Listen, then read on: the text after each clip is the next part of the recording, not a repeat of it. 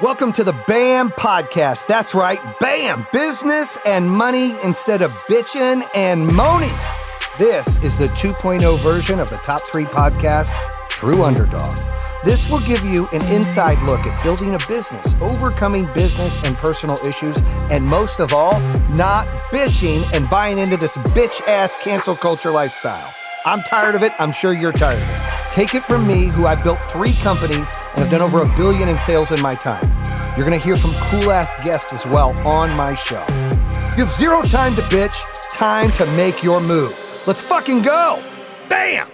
Bam! Jayson Waller here with the BAM podcast. That is business and money. That's right, business and money podcast. Make sure that you subscribe right now if you're a first-time listener. You got Google Podcast, you got Apple Podcast, you got Spotify, you got Castbox, you got iHeart, you got all of them. Check out our YouTube channel and our Instagram. Super excited. Today is a solo episode about life. That's right, life is hard, right? Life isn't easy. It's hard, and it's hard for anybody. It's not just some folks it's hard for. It's hard for everybody and anybody. That's how this works. So when people try to say, oh, life's easy and I'm crushing it and I'm doing this and I'm doing that, that's true, but they have their own issues that are hard. They have their own issues that they have to overcome and obstacles that they have to be bigger and better than. And, you know, I was reading something the other day. It was a John Wayne quote. And he said, life is hard. It's harder if you're stupid. Think about that. Like, I'm not trying to say people out there are stupid. There are some of you that are fucking stupid. Like, you can't fix stupid. Like, you either want to learn or you don't. You're stupid, you're stupid. It is what it is. But for those, it's harder for those that don't want to learn, that don't, you show them the fucking water and they don't drink. You put them to the pasture, you're like, here it is, and they don't want to learn it. And it's really laziness, which to me really turns them stupid because they're not willing to learn, or they're not willing to be humble, or they're not willing to, you know, be a sponge and put their ego to the side and learn from somebody else. Like, they just struggle with that. So life's hard, but it's harder if you're stupid. I agree with that. Another thing I read is life is like a camera. Focus on what's important. Capture the good times. Develop from the negatives. And if things don't work out, take another shot. Think about that. Life is like a camera. Pow, right? Big bam, little selfie. You got to focus on what's important. What is important? Is it family? Is it kids? Is it business? Is it health? Is it spiritual? What's important to you? You got to focus on those things. Capture the good times. I'm a big believer.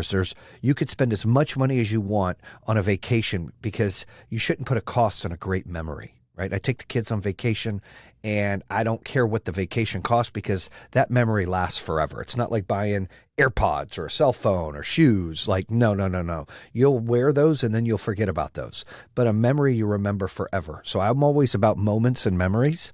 And so you want to capture the good times. You want to remember those good times. Remember what it is you're in this life for, right? Develop from the negatives. You're going to fail. It's going to be hard. You're going to wake up in the morning and it's going to be like, what the fuck? I mean, there's days that I try to get up right now with everything going on and I'm like, this is hard.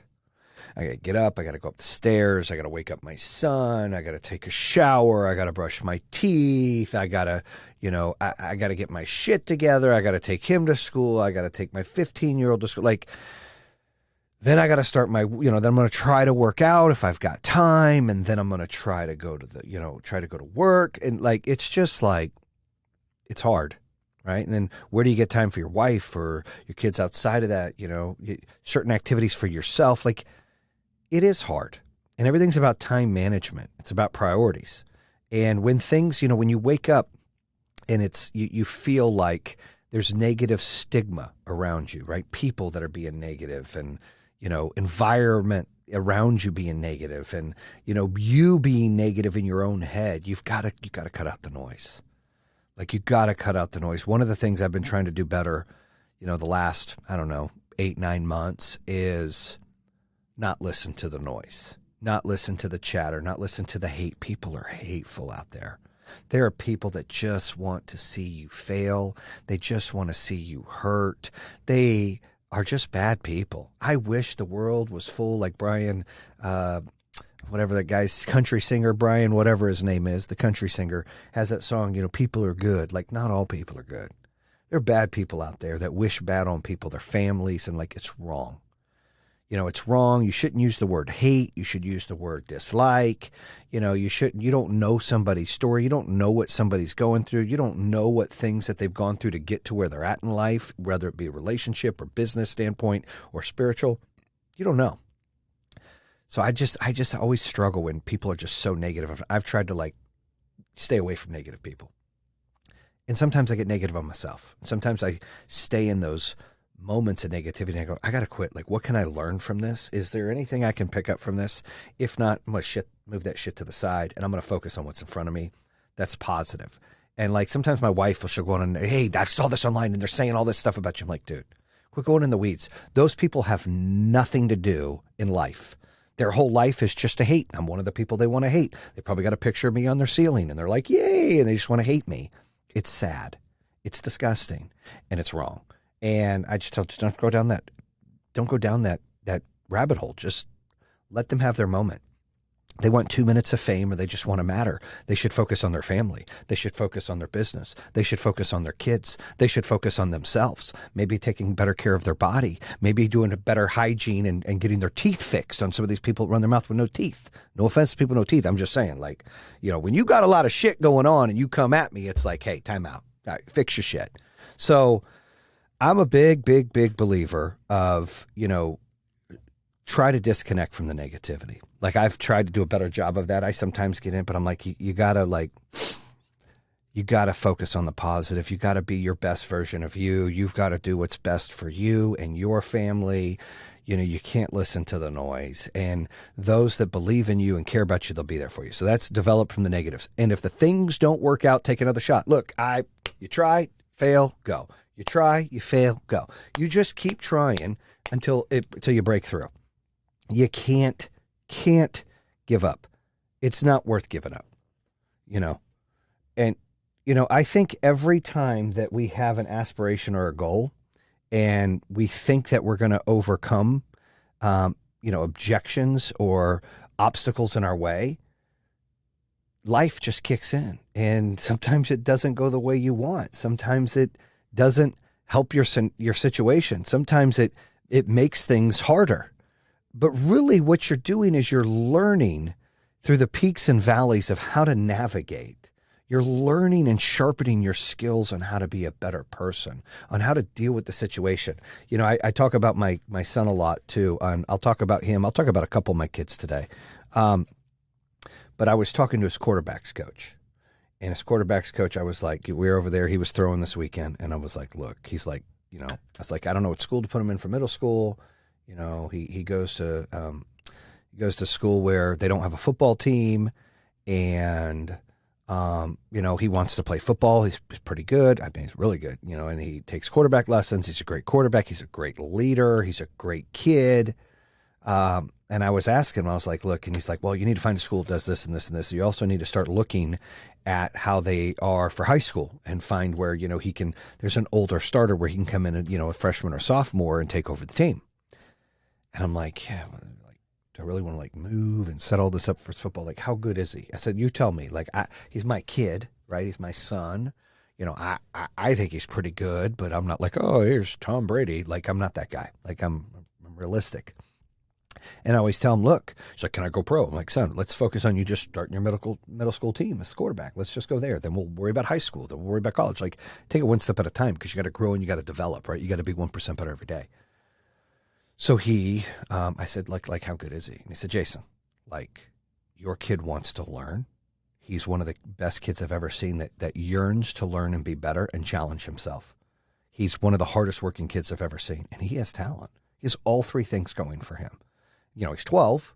So you don't know what's going to happen between 12 and 16, but he's got a lot going for him. I would definitely continue to pursue. And I was like, okay, good. I wanted to hear that from somebody else. Now, the reason that that's important is take another shot is he said, listen, Jayson, the adversity that Christian went through this past year playing on this tackle football team where the coach's where the coach son was the other quarterback who got more reps than my son, right? More reps than Christian.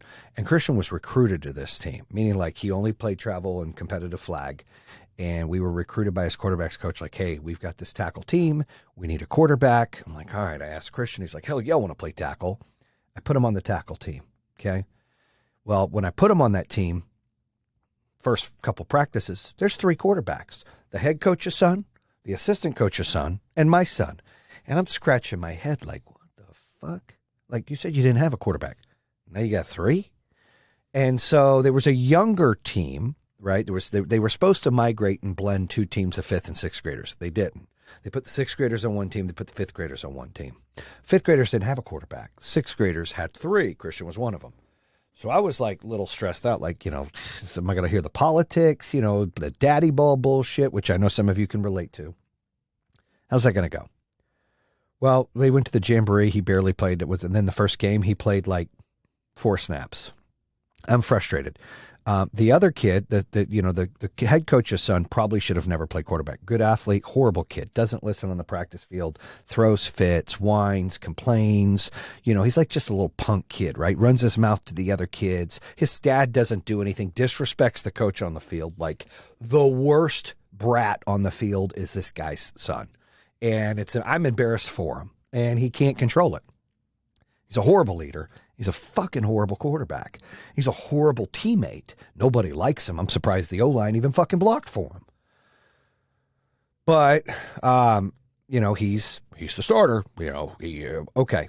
And then the other kid, who's a great athlete, bigger kid, probably could have competed with Christian. Him and Christian should have shared snaps. He was a bigger, faster kid, not a better thrower. Doesn't understand the game as much, but a bigger athlete, stronger, and could run.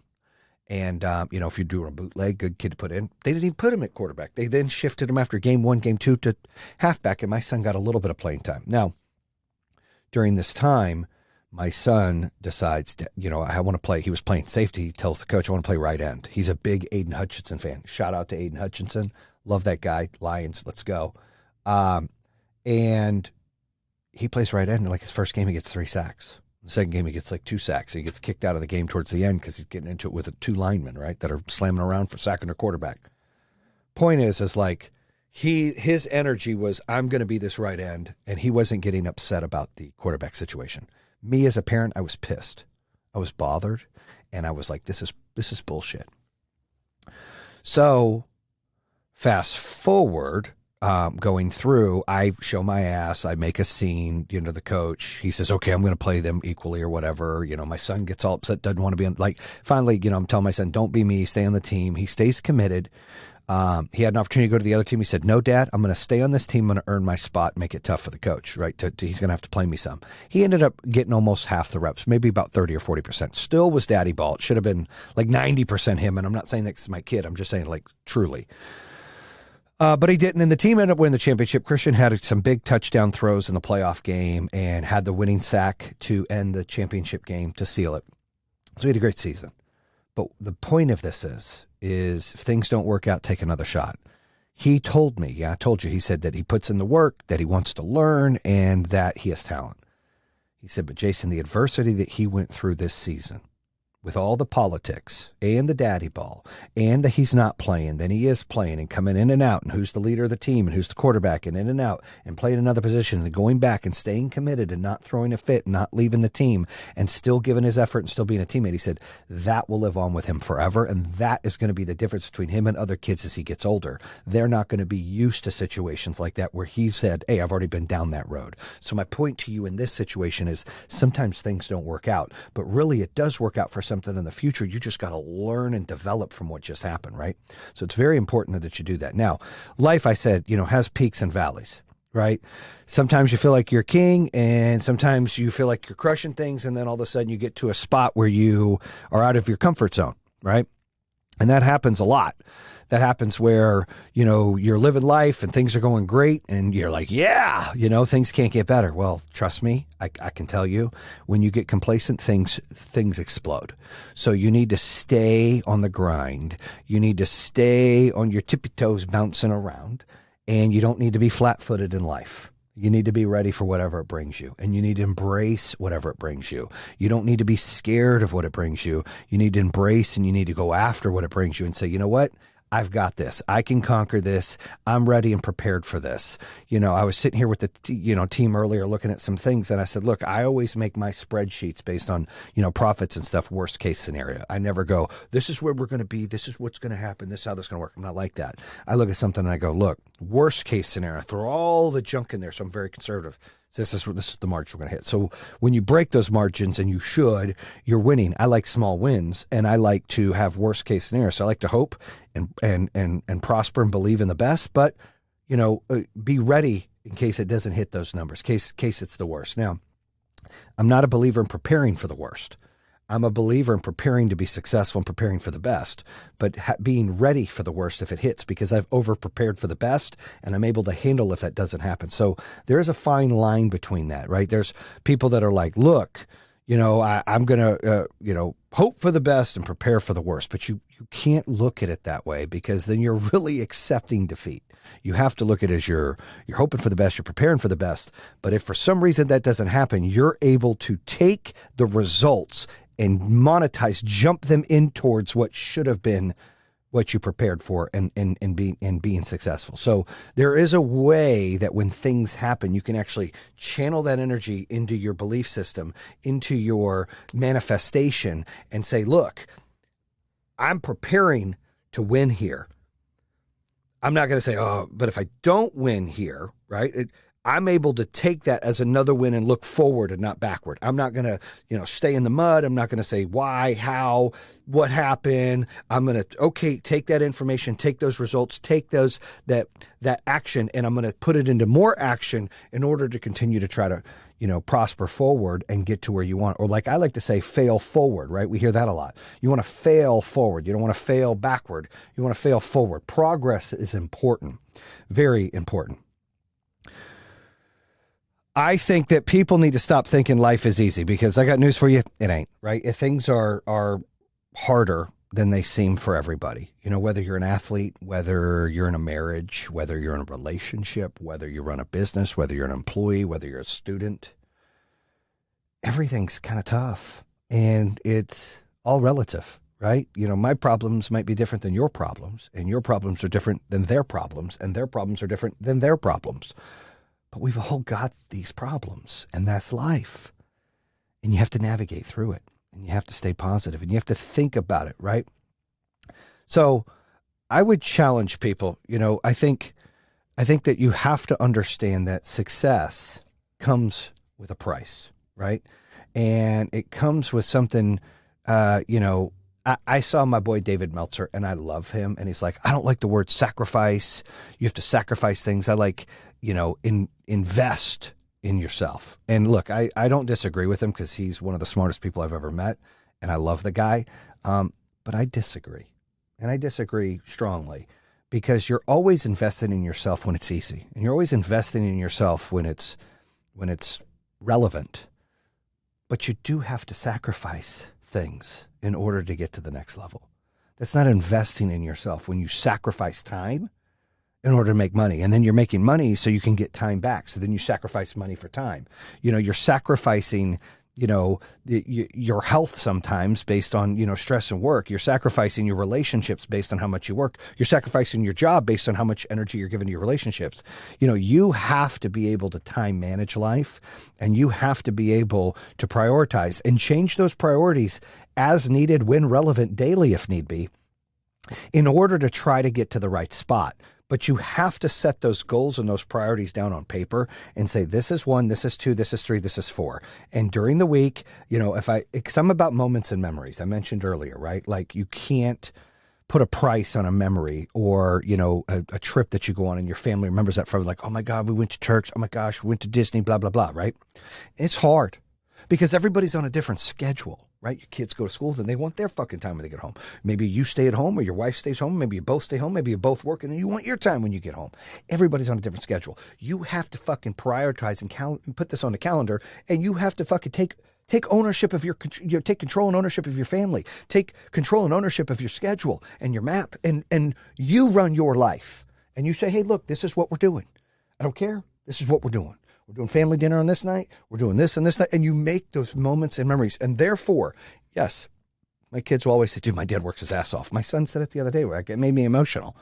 And he said, like, Dad, I had to, talk about someone I admire. And I said, okay. And he said, and I told the teacher, because you work so hard, no matter what, you're out there working your butt off. And made me feel good because he sees that I'm a hard worker, but it also made me question, like, am I giving him enough energy and time? I mean, I am. My wife would argue, like, damn, you give him all your time and energy. And I probably do. We're like best friends.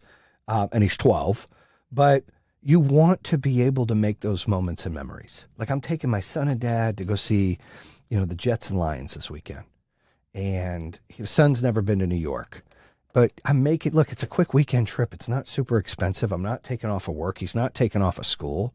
It's a father, son, grandfather relationship that, trip that my dad's getting older. He'll remember it. My son will remember it. We go see the Lions, hopefully beat the Jets. None of us have been to the New York Stadium.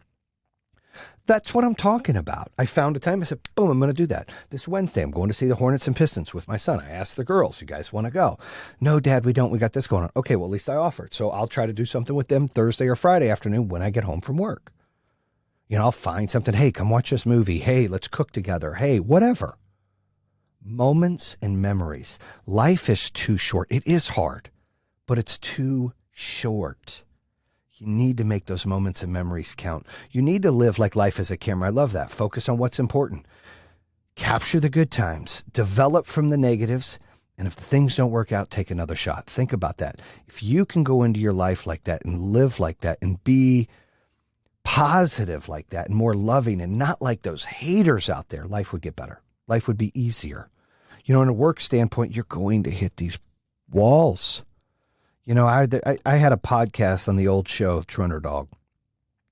I think it was like 24 before I was 24. I had 24 jobs before I was the age of 24, and that's legit. And I went over each one of them, from the video store to being a paper boy to working at Bojangles to working at Captain D's to working at Boston Market to Harris Teeter to, the list goes on. Okay. And I can tell you that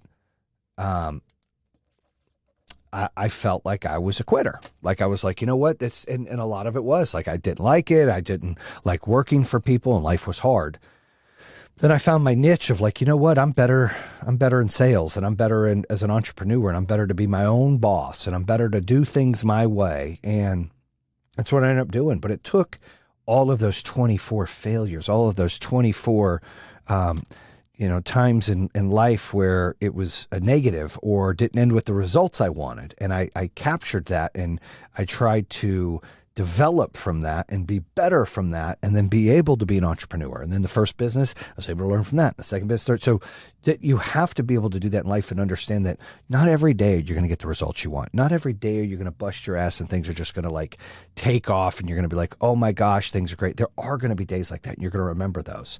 But there are also going to be days that are super hard and it feels like it's just dark and there's no light and you're never going to get to the end of the tunnel. And at that moment you're feeling like that, that's when you're close to the fucking end of the tunnel. That's where the light is close. Right when you think it's not, you keep fucking pushing. You keep trying. You keep kicking. You keep bitching. You keep peeling. You keep biting. You keep fighting. And you get through that wall and guess what? Bam! You are through it. The light is there, but you can't quit. You can't quit. You got to stay grinding. You got to stay focused. You got to keep pushing and don't take no for an answer and don't give up. It's going to be dark. It's going to be lonely. It's going to be gloomy sometimes. Just keep pushing. Things will always get better. That's how this world works. It's full circle all the time. And it's all about moments and memories, peaks and valleys. And if you want to get in that peak and out of the valley, you have got to climb it. You have got to fight it. You've got to put the effort in and believe it. You got to manifest it. It's up to you. Bam! That's a wrap here on the show. Have a great day.